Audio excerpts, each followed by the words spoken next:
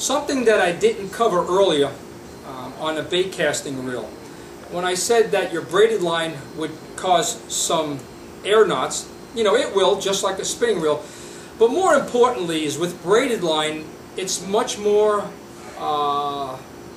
let's say, it's softer and it's thinner, so the backlashing increases, and that's why your mechanical brake and your magnetic brake come in handy.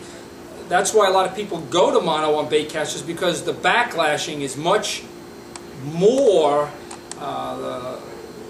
on the braided line than it is with a mono. So remember that. If you use braided line, you're going to have to really have great thumb control. Call it thumb control. You're going to have to adjust your mechanical brake, and you should adjust that with every lure you use because of the weight. And if it has a magnetic brake, adjust that also. But once you practice with it, it will cast really well, and it works great. It just takes a little more time using it and getting used to it, because it is different than the monofilament.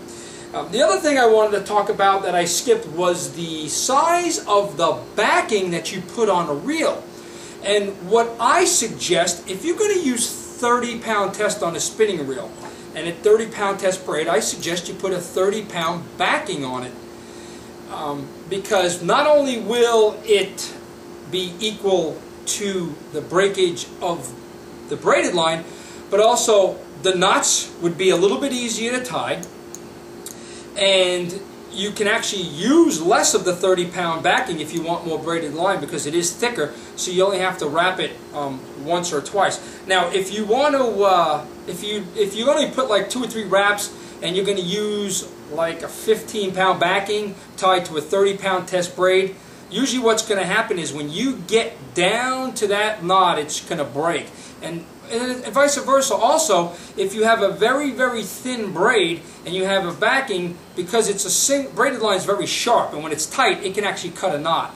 And I'll talk about that later when we're tying knots. So the backing, I would suggest that you use something close or equal to what you're putting on as braided line. So if I wanted to put 30-pound braid on this, I'm going to use a 30-pound backing on it. If I'm going to use a 15-pound braided line, I'm going to put like a 15-pound backing on it at least.